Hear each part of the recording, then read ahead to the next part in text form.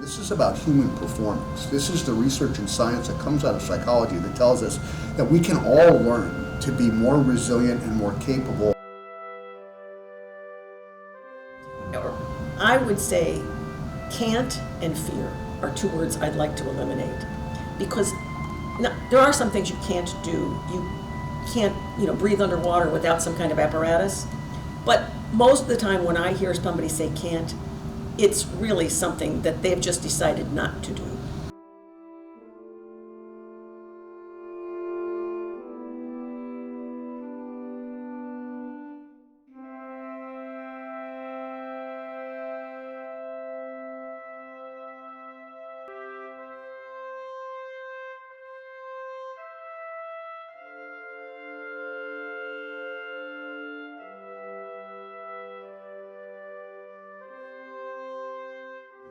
So my disabilities stem from things like hearing loss, which is very common inside the combat arms field. And then, of course, years and years of carrying lots and lots of equipment for very large distances. And then, of course, with my service in Iraq, and the U.S. Veterans Administration has sort of looked at what causes things like post-traumatic stress disorder, and based on a certain set of criteria, they've identified that as well. But I feel very capable and I feel very strong, but those are some of the natures of my disabilities. And certainly talk about post-traumatic growth. And you can have both at the same time. You can have symptoms of post-traumatic stress, but you can also have growth. And post-traumatic growth is really doing something or feeling some way that makes you better or stronger, or you would not have achieved this had that adverse event not happened.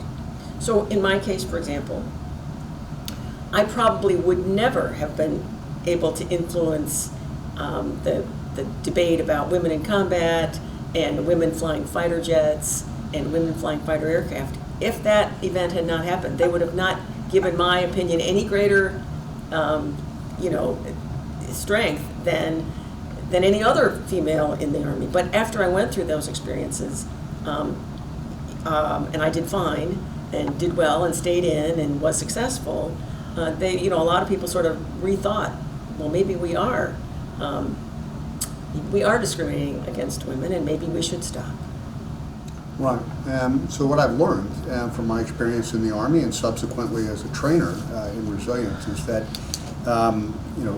post-traumatic growth, the term traumatic in that right away says that you need to go through something overwhelming in order to grow from it. And I've also learned that it's also just post-challenge growth. I mean, you can go through little things every day. Maybe you didn't get the job or you didn't pass the test. But it's a deliberate and intentional thought process to actually learn from those experiences. And so whether you've gone through a big A adversity or whether you've gone through a small challenge, deliberately and intentionally looking at that and say, what did I learn from those experiences? How did I change positively from those experiences? It's really my definition of post-traumatic growth or post-challenge growth. And I'll just add, I think it's important to recognize that it can happen, because everybody is going to have some adverse event in their life. Everybody's going to have some challenge. And so the goal should be, since it's going to happen anyway, what positive thing can I make out of this? We started our international work with the state of South Australia, who had been already invested in positive psychology by the work of Marty Seligman, who was there as a resident thinker. They didn't, however, have a great plan of execution. They had a lot of enthusiasm and not really a great plan on how to institute it. So we, who had been training in the United States military for some years by then, came over with some concrete curriculum and skills that we could then teach a number of different groups of people, whether it was teachers, whether it was elder caregivers, law enforcement, their Air Force.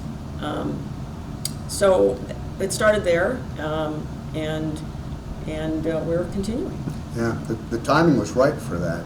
At the time that we originally went over to do this training in the capital of South Australia, in Adelaide, there were 20,000 car manufacturers that were going to be put out of work. They were closing down several of the factories over there, and these were generational jobs. So you're really looking at mom and dad worked there, and then the children worked there. And so there's a huge impact on that. And when you really look at that, I mean, the impact of 20,000 people being out of work all at one time, there may be an increase in crime rates or a pressure put onto the healthcare system for that. So we got to work specifically with car manufacturers that knew they were going to be losing their factory jobs over the next 2 years. And it was really impactful work that we did to try and get them to find a growth mindset from going through this experience, and how can they reinvent themselves. We have met some resistance. We can usually overcome it after the first day or two because we try to teach skills that are easy to implement right away. And if you have success with that, you're more likely to be more likely to try the second one that isn't maybe so easy to learn. But there have been very few people really that didn't, once they were exposed to the training, didn't come around. Yeah, and this isn't a matter of talking to people about you're not resilient, so therefore we're here to teach you to be resilient. It's not that at all. All of us are resilient in many, many ways, and we've overcome challenges already. So laying that out front and saying these are skills that can specifically help you round out that ability, knowing that there are going to be new challenges in your life, helps to diffuse some of that initial resistance. Right. Yeah, we're not saying there's something wrong with you. I think that's the key. We're saying our goal is to take good people and make them better. It's not to take somebody with a problem and ameliorate that problem. Right, which is a much larger population. It's good everybody. People and make them better is a much bigger population than the amount of resources that we put into the small population, which these skills can also help. So growth mindset. So mindset in general is some work done by a researcher by the name of Carol Dweck. And Carol Dweck teaches us that there is a difference between people that have a general fixed mindset and people that have a growth mindset. Now, people with a fixed mindset generally believe that their intelligence is 100% static. I mean, if you couldn't do math when you were 3 years old or 5 years old, you're not going to be able to do it when you're 50, which is simply not true. It's just a matter of finding the resilience and the perseverance to actually identify what are the challenges that are holding you back from that. Versus a growth mindset, which says your intelligence can be developed. You can learn from feedback. You can be open to new information and approaches. So the example we like to give is the Michael Jordan story. I mean, it's a bit dated at this point, but you know, Michael Jordan at 16 didn't make his high school basketball team. He was told he didn't have the height, he didn't have the talent. Now, something about that young man was very much connected to a growth mindset. Had he had a fixed mindset at that point, you would have never known who Michael Jordan was. I really think it's critical. You know, you see it all the time in kids. I flunked the test. I must be bad at something, as opposed to I flunked the test. Why was that? Well, I didn't study. I knew I didn't understand this particular thing, and I didn't go get help. I stayed up too late last night instead of studying. You know, so those are all individual steps you could do to make the fact that you flunked that one not repeat itself. Everyone has a choice, and I say that about a lot of things. It's a decision, not a disease. Yes, this is at Fitchburg State here today. We're working with mental health clinicians and law enforcement. And of course, that population can really benefit from a focus on bringing deliberate and practical resilience skills to the type of work that they do. But to be quite honest, it's not specific to just this population. This is about human performance. This is the research and science that comes out of psychology that tells us that we can all learn to be more resilient and more capable in dealing with life's challenges. I mean, it doesn't take you much to look at the news right now and see how much negativity is out there, and how can you balance your mental ability to cope and deal with the stuff you have going on at home and the broader world. So the work we do with law enforcement really is to outfit them and give them the capability to continue to deal with the challenges of the day. That's another issue about, it's a choice. So I remember I did an interview once, and the lady said, "How did you get over watching the Twin Towers come down 500 times?" And I said, "Well, Sally, I didn't watch them come down 500 times. You did. I watched it come down once, and I was absolutely sure that me watching it would not change the outcome for anyone. So I went and took some purposeful action, like planning our deployment to Afghanistan. I did not just sit there and ruminate about misery. And people make a choice to do that. I don't know why they do it, just to make themselves feel bad, I guess. But I don't think they even think about it. Just turn it off." Yeah. We did a training event, and a year later, I got a letter from this woman, and she said, "Your training gave me the courage to actually go out and try my hand at being a country western singer. I didn't have the courage to go do that, but when I realized if the worst that happens is I fail, at least I tried." And she sent me a CD. I remember we had a 101-year-old woman Yeah. in South Australia who we were able to teach a skill to based in the science of gratitude. And she was ecstatic. I mean, she said it gave her purpose to get up every day to go and deliberately look for things that she was grateful for. So it gave her a renewed sense of purpose. Yep. I had a young, I think he was a staff sergeant in the Air Force that had sat very resistantly in the back of our class all week long. And he had gone through all the skills and done all the things that he needed to do. And he graduated and moved on and went back to wherever he went into the Air Force at that time. I think it was Japan. 4 years later, I was doing an event in New Hampshire. And they said I was going to be co-keynoting with the New Hampshire Master Resilience Trainer. I said, "Oh, that's wonderful, that's great." It turned out to be this young staff sergeant from several years ago. And what had happened was, he was sent to that training. The Air Force was getting ready to put him out of service, actually force him out of service because of disciplinary issues and challenges that the command staff had had. And they sent him to this resilience training, and he came up to me afterwards at this training, and he said, "Chris, I was in your classes in the past, and it opened my eyes up to things that I wasn't doing so well, and sort of forced me to take responsibility for the things that I hadn't done right." And I really did reconnect with my values of wanting to serve in the Air Force. So he took it on the chin, and he had to face up to those disciplinary challenges, but the Air Force decided to keep him and made him the state representative. That's great. In resilience. That's great. There have been studies done, and you have to, so if you think of, let's say, 3 things each day for which you are grateful, and then not just think about them, but think about why you are grateful for them. The cat comes in to get petting, and you are grateful that he's still healthy. You are grateful that he's providing companionship. That your health is better. That your health is better. That you have more positive emotion. That you have I forget what are good qualities come out of gratitude. But it is sort of an antidote to what we talked about before. It's an antidote to always being bombarded by something negative. So one of the biggest things that it brings is optimism, right? So what science teaches us, psychological science teaches us, that as human beings we're all susceptible to something called the negativity bias. And the negativity bias is basically something that stems from survival. I mean, we're always, years and years ago, we're running from dinosaurs and we're making sure we're eating the right foods. But today, it's holding your children's hands when you cross the street. It's, where is my next meal coming from? How do I keep a roof over my head? How do I keep my family clothed? And so you're always looking for what's the next challenge, what's the next negative event that's going to happen. The science of gratitude, and those things are still important. I'm not saying that, focusing on those is very important to have a plan for those things.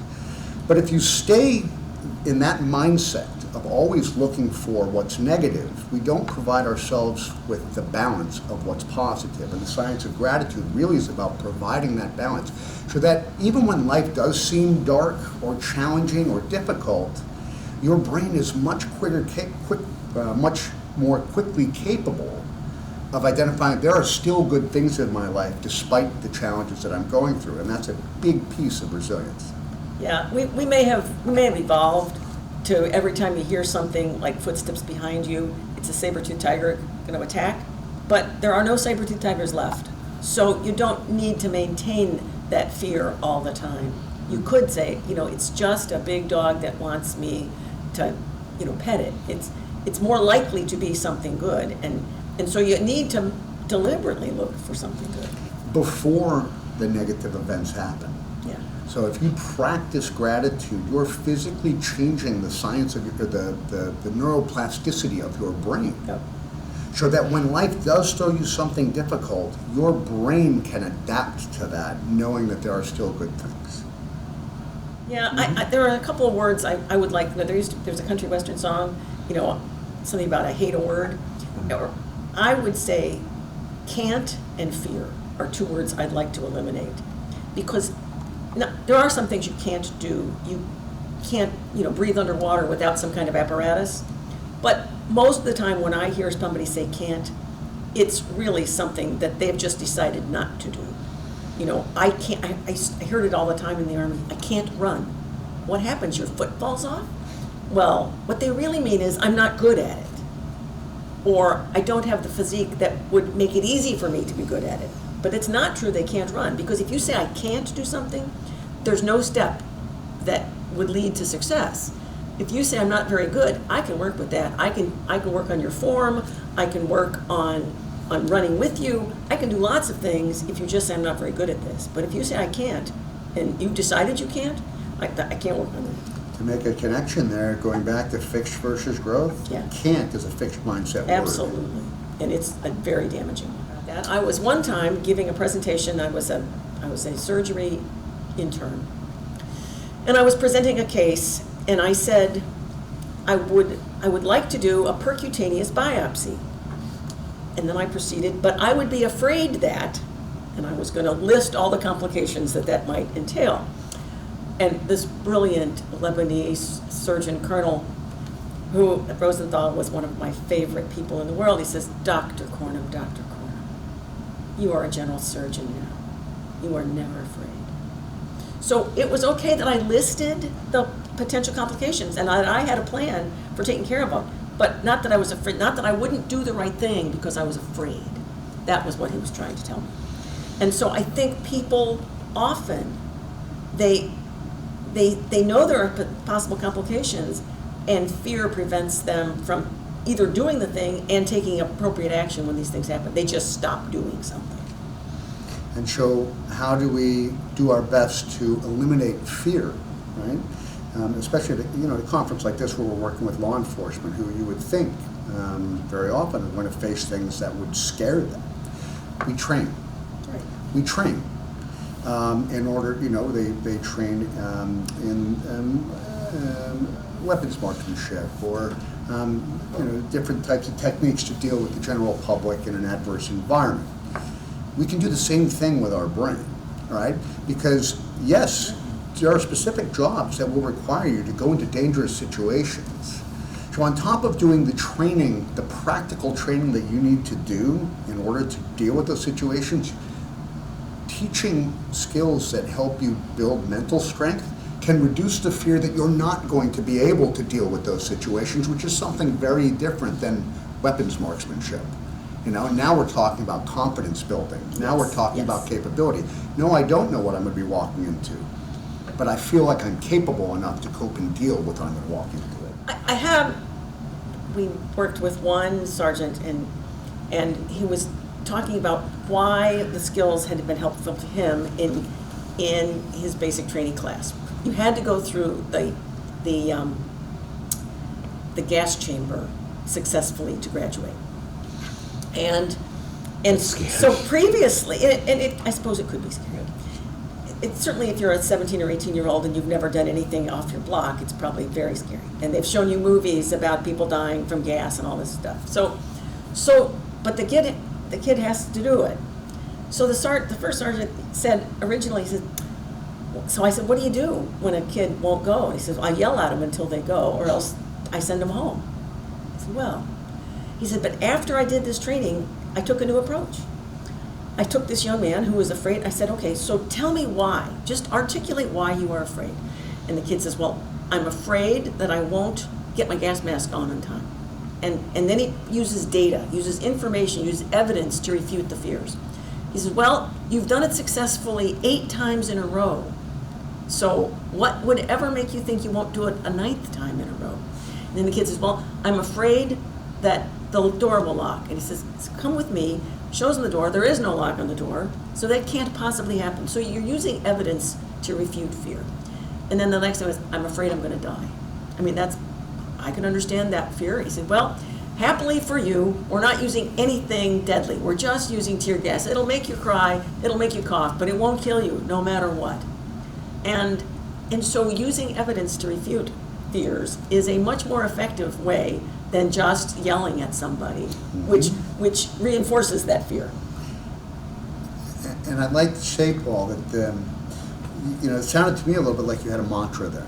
I'm currently in fear, or I'm in the presence of fear, and that really is about self-awareness, right? Which is a lot of what these skills. It's a bit of mindfulness, and it's cognitive behavioral understanding. What am I thinking right now that's causing me to have fear and to react to that fear by running away or by doing nothing or whatever, and teaching people that they have control of the thoughts that are causing these sort of reactions and making them self-aware is another foundational step to building resilience and building that confidence that we were talking about earlier, so that you can deal with things that even if you do think for a moment that you might be afraid of something, it's like, hang on, I have evidence to back up that I've gone through things before. I should be able to take care of this. If you had to boil down your main objective in your work into one statement, what is your primary focus? What would you say?